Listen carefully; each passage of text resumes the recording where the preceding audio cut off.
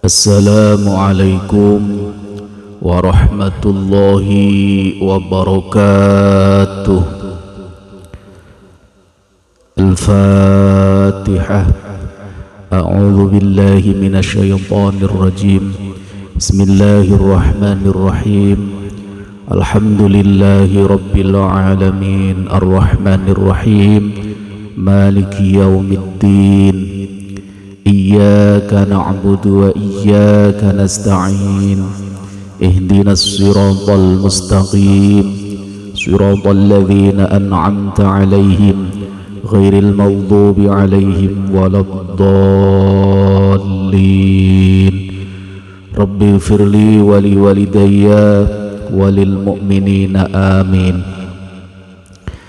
Meneruskan pengajian yaitu masih dalam kitab Nashaihul Ibad Al-Babus Sulasi. Sekarang makalah yang nomor 43. Bismillahirrahmanirrahim. Qala Syekhul Muallif rahimahullahu ta'ala wa nafa'ana bihi wa bi'ulumihi fid daraini ajma'in ya rabbal alamin. Qala rabbi ishrah li sadri wa yassir li amri wahlul 'uqdatam min lisani yafqahu qawli. Amin ya rabbal alamin. Bismillahirrahmanirrahim. Wal maqalatu utawi maqalah ats-tsalisatu kang nomor 3 wal arba'una lan nomor 40 iku an ba'dil hukamai jinarito saking sebagiane ulama ahli hikmah. Rupane pengendikane man utawi sing sapane wonge iku i'tasoma lamun tetanggenan sapa man bi aqlihi gunakake akale man dolla mongko bakal kesasar sapa man. Aiman tegese utawi sing sapane wonge iku i'tamada lamun tetanggenan sapa man ala aqlihi ngatasé akale man fi umurihi ing dalem sekabehane urusane man. Walam ya'tamid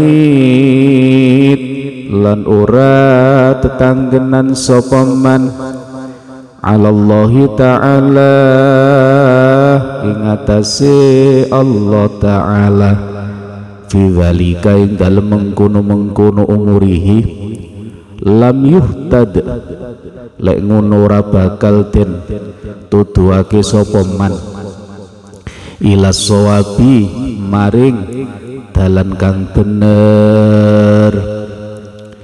Artinya makalah yang nomor 43 yaitu dari sebagiannya ulama ahli hikmah.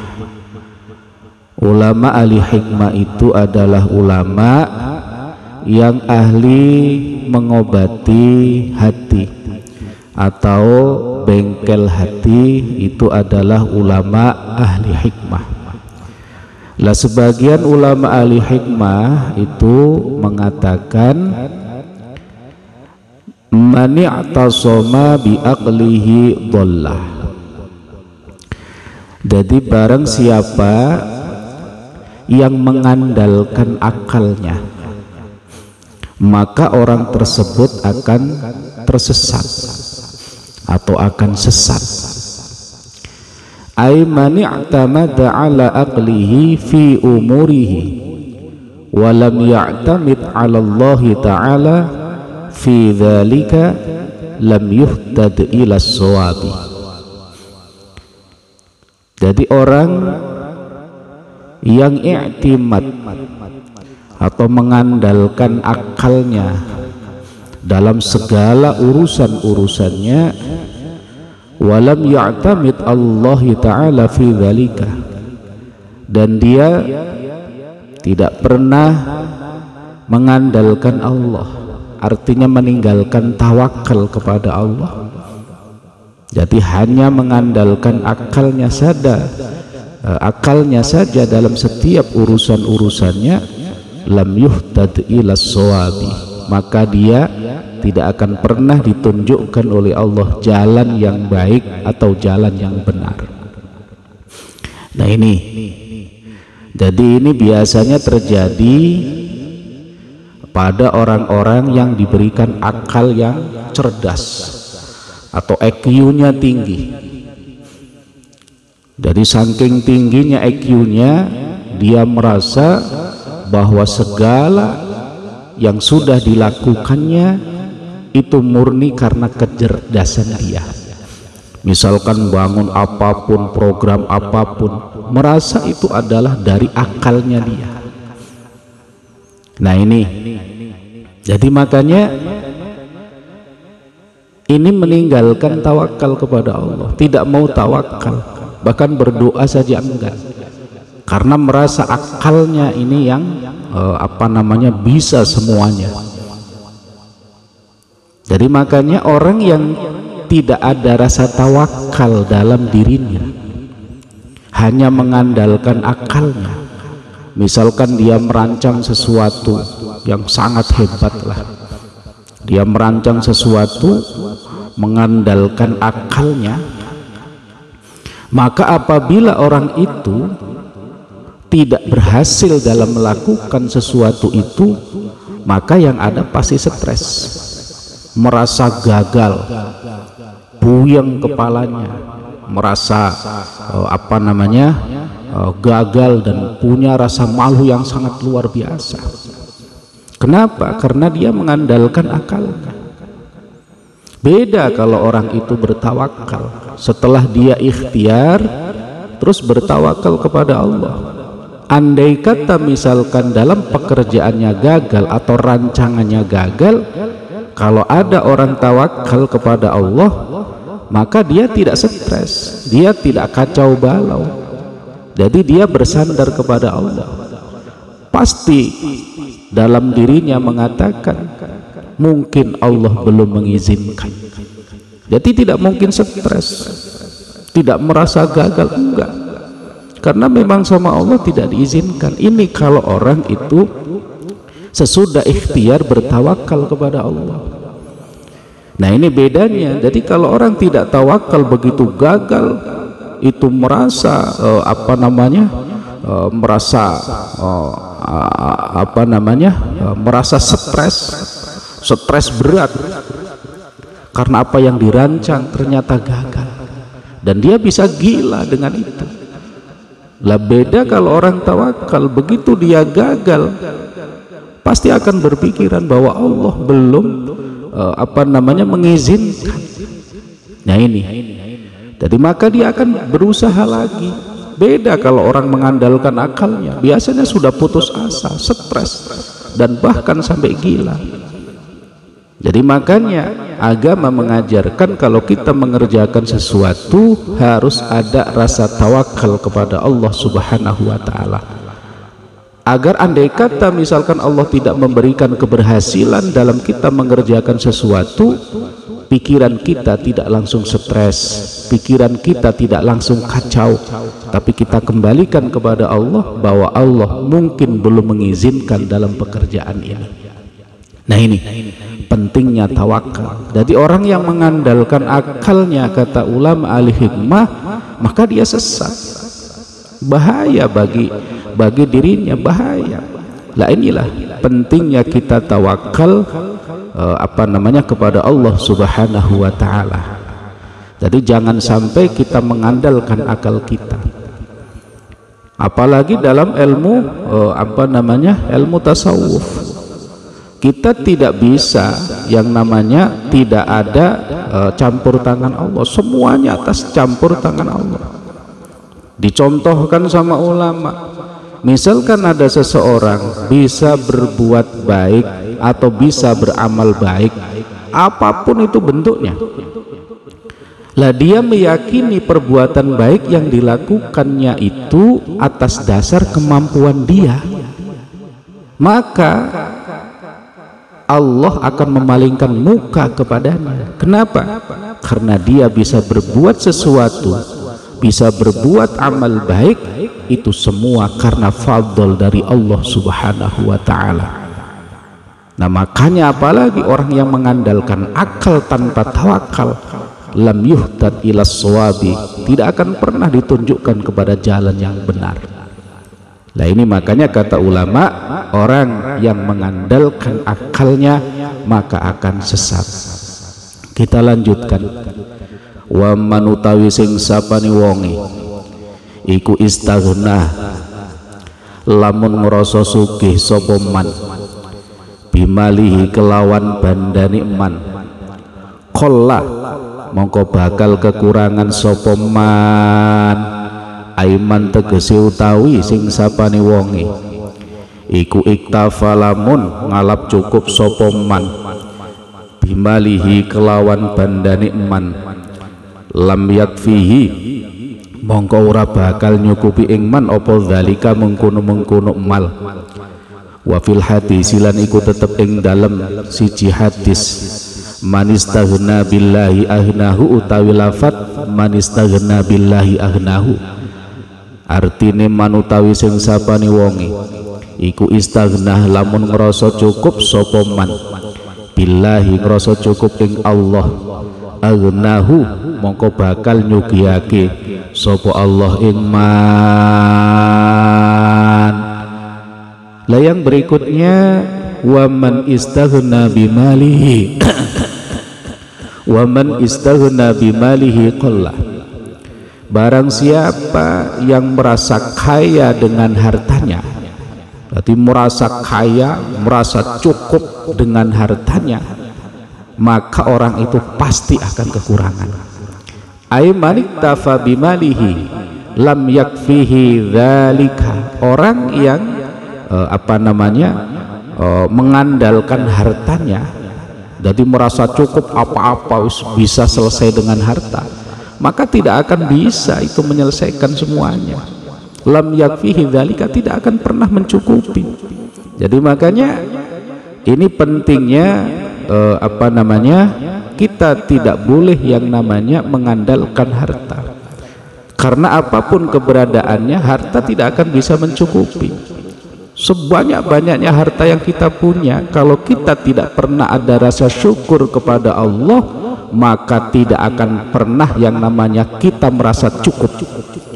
Orang yang tidak punya rasa syukur kepada Allah pasti akan selalu mengejar harta, bahkan akan jadi budak harta, merasa kurang.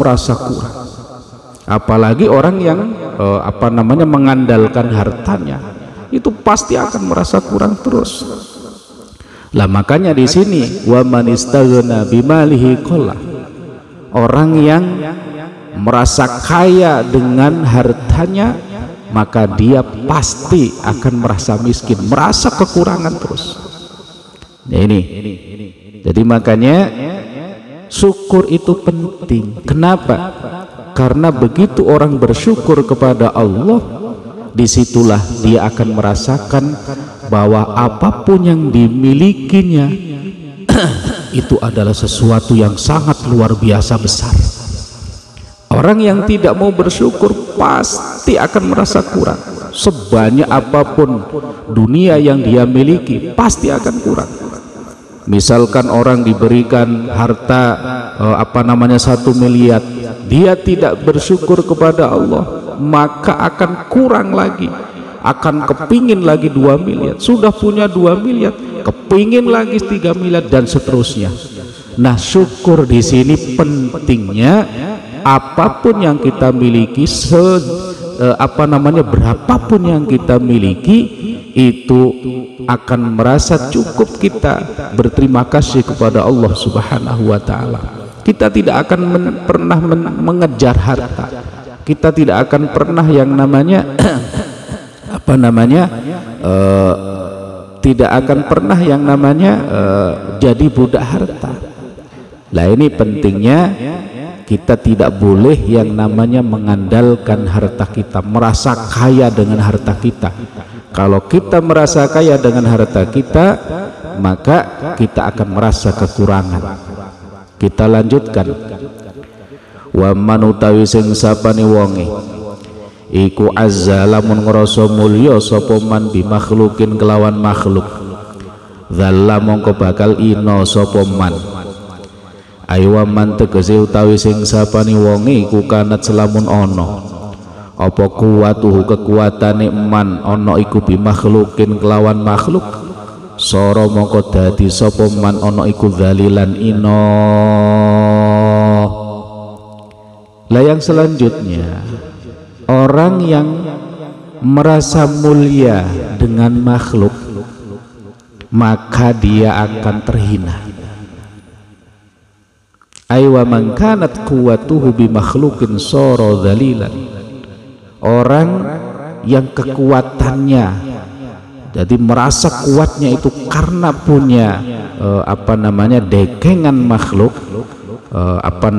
punya naungan dari orang lain, maka dia akan terhina. Jadi kalau kita misalkan merasa mulia karena kita punya backingan, karena kita punya yang melindungi, maka kita akan jadi hina. Karena orang yang berharap kepada makhluk itu pasti akan kecewa. Jadi misalkan orang berharap kepada makhluk, siapapun makhluk itu, kita berharap besar kepadanya, pasti kita akan kecewa. Jadi berharap itu hanya kepada Allah, jangan kepada makhluk. Karena sehebat apapun makhluk yang kita harapkan, itu pasti kita akan kecewa. Maka jangan pernah mengandalkan makhluk. Kalau kita berteman boleh, atau kita bersahabat boleh, tapi jangan pernah mengandalkan makhluk. Karena orang yang mengandalkan makhluk pasti akan kecewa, tidak pernah kecewa. Ini kalau kita mengandalkan Allah, kita tidak akan pernah yang namanya punya rasa kecewa, karena Allah adalah maha segalanya. Lah ini pentingnya kaul dari ulama ahli hikmah, supaya hati kita ini menjadi hati yang baik, hati kita menjadi hati yang tidak keras. Begitu memahami ini, maka ada rasa yang namanya bersyukur kepada Allah, ada rasa kepingin tawakal kepada Allah, dan ada rasa bahwa yang kita andalkan itu hanya Allah Subhanahu wa ta'ala. Lah itu pengajian pada kali ini, mudah-mudahan ada manfaatnya untuk kita semuanya. Amin, Allahumma amin. Ya Rabbi bil Mustafa balligh maqasidana waghfir lana ma madha ya wasi'al karami. Wassalamualaikum warahmatullahi wabarakatuh.